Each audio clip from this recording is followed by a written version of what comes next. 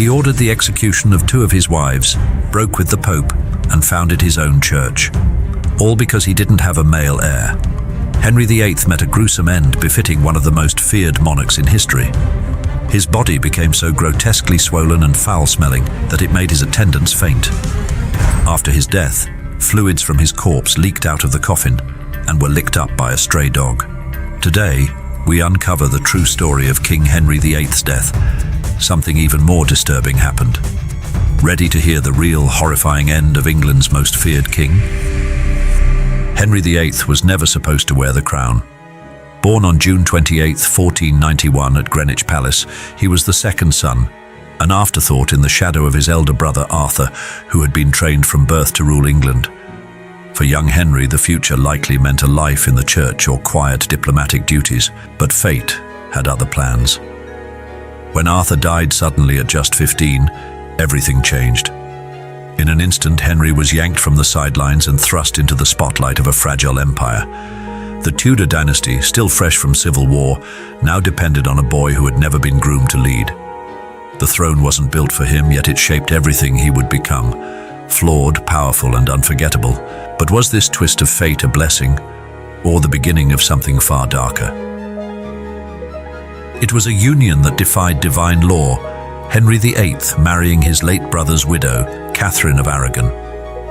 After Prince Arthur's untimely death, Catherine's future in England hung by a thread.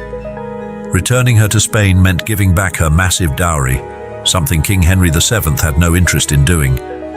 Instead, a controversial solution emerged. Henry, now the next in line, would marry her.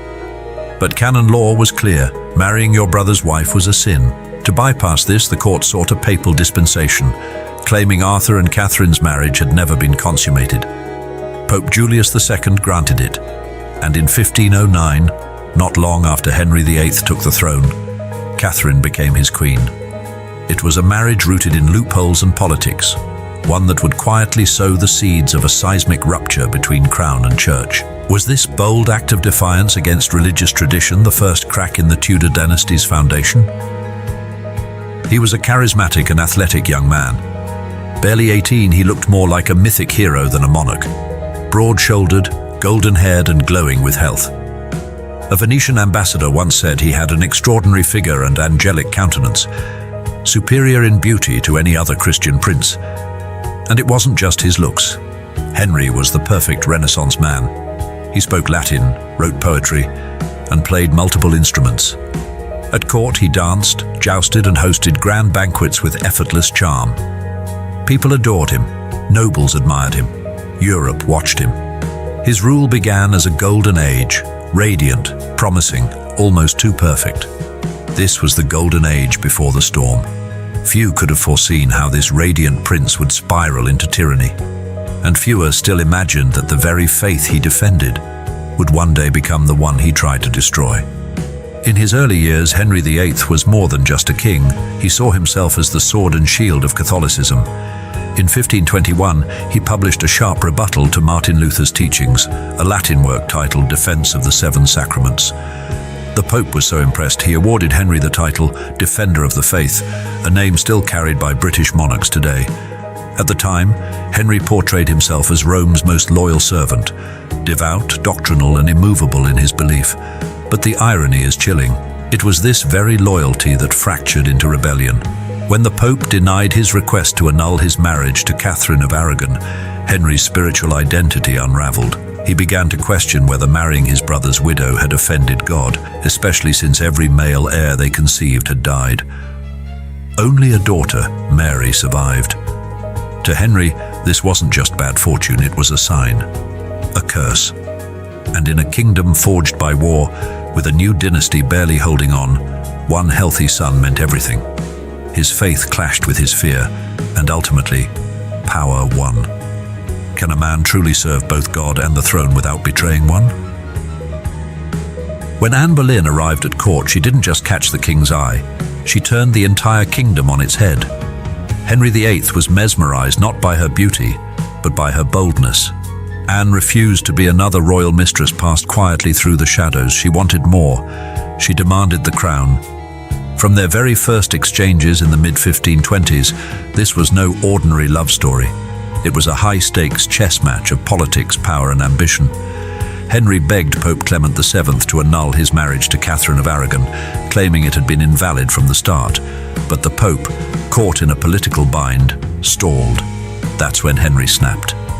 If the church wouldn't release him, he would break the church. In 1534, with the Act of Supremacy, Parliament crowned Henry the head of a new Church of England. Rome was out. Monasteries were looted, dissenters persecuted, and a new era of reform, some imposed by force, began. Anne wasn't simply a seductress or a pawn. She was a catalyst. In chasing her crown, she helped forge a new kind of monarchy, one where the king didn't kneel to Rome but ruled with unchecked spiritual and political might. He married 6 times, 6 women, 6 fates, and not a single happy ending. Henry VIII's love life has often been romanticized, but in truth, it was a procession of heartbreak, humiliation, and in 2 cases, death by execution. These marriages weren't grand love stories. They were tactical maneuvers in a game where only the king was allowed to win.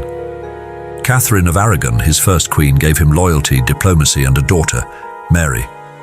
But when she failed to produce a son, she was cast aside like a spent pawn, exiled and humiliated after decades of faithful service. Then came Anne Boleyn, brilliant, enigmatic, and bold enough to demand a crown. But when her promised son never arrived and political tides turned, Henry called her a traitor and had her beheaded. Jane Seymour brought Henry his long-awaited male heir, Edward. Yet in a cruel twist, she died from childbirth complications just days later. Her death, some say, was the only one he truly mourned. Next came Anne of Cleves, a German princess whom Henry rejected on sight. The marriage was annulled in 6 months. She was lucky, mocked, but spared. Catherine Howard, however, was not so fortunate. Barely out of adolescence, she was swept into Henry's court as his rose without a thorn. But when rumors of infidelity surfaced, she too was sent to the scaffold, beheaded at just 19. Finally, Catherine Parr, a clever survivor who managed to outlive him, largely by steering clear of scandal and quietly navigating the king's dangerous moods. And here's the uncomfortable question history keeps whispering. If a man can destroy what he once loved so completely, was it ever love at all? No one could have imagined that this young man, full of life, would end his life in utter decadence, obese, infected, plagued and rotting, even while still alive. A fateful turning point occurred in January 1536. At 44 years old, during a jousting tournament in Greenwich, Henry suffered a terrible accident when his horse fell on him. The king remained unconscious for 2 hours. Although he survived, the injury to his right leg would never completely heal. This wound was not only persistent but transformed into an open ulcer that constantly seeped, causing the king unbearable pain. Over time, the ulcer worsened to the point where bones were visible through the decomposing flesh. Gangrene later began to set in his legs in the final months of his life. The pain tormented him, causing him to often scream and curse those around him, at times falling into deep melancholy. Contemporary medical treatments such as cauterization with hot iron or using mixtures containing arsenic and mercury are now known to have been harmful and likely worsened his condition. Perhaps the worst aspect was the nauseatingly foul odor emanating from the wound. The stench was so ghastly that his presence could be detected 3 rooms away.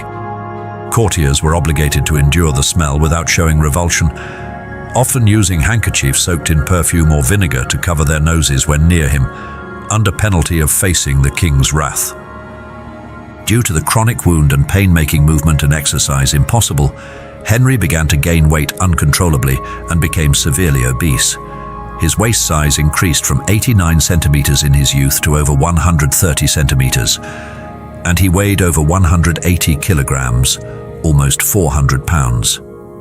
He needed a special pulley system to move between rooms, and door frames in the palaces had to be widened. His daily diet of approximately 5,000 calories, mainly from red meats with very few vegetables, along with large quantities of wine and beer, contributed significantly to this decline. Obesity caused him heart problems, gout, and possibly diabetes.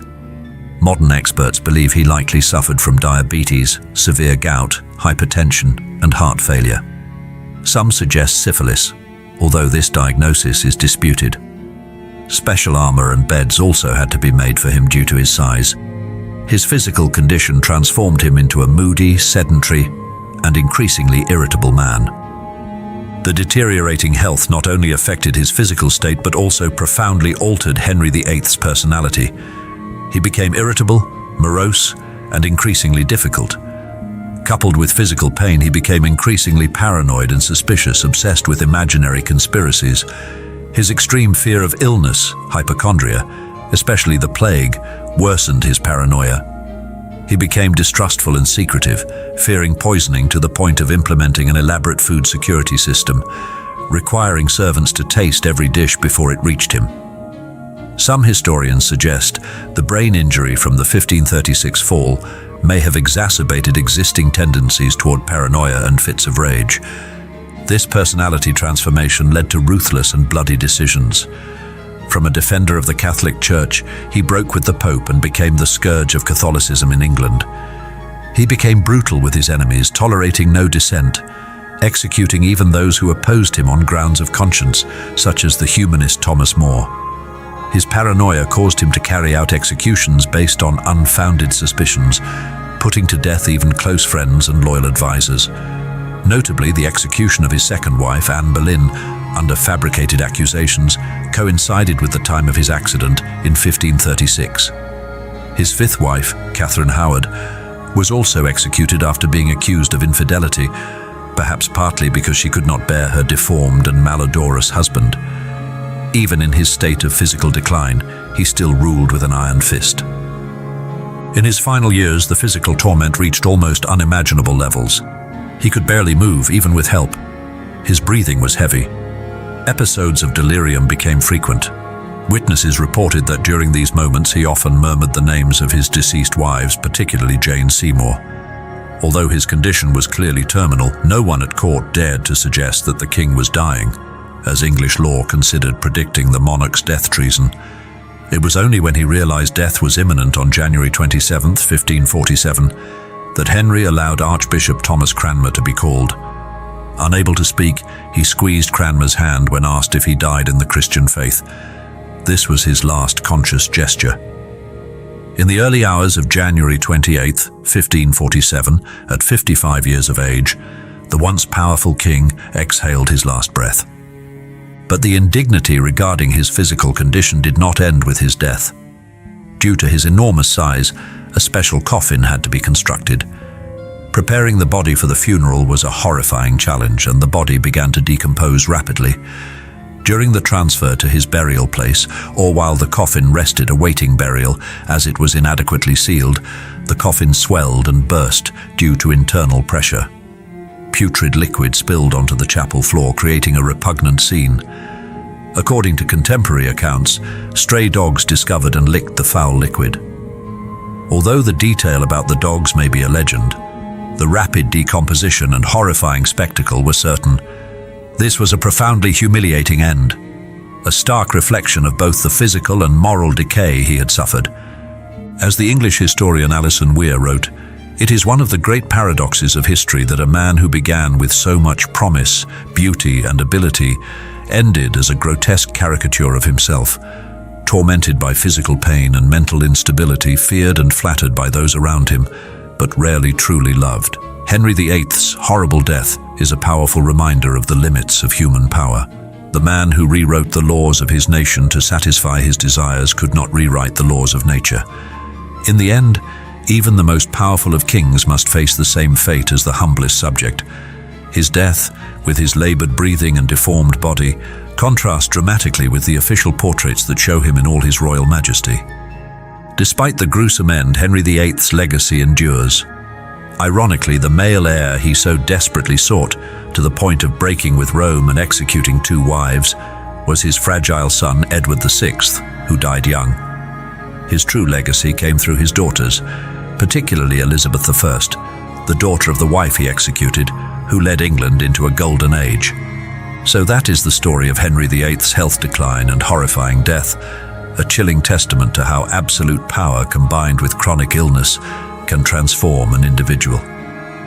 His life ended not with glory but with an unbearable stench and an end unworthy of his crown.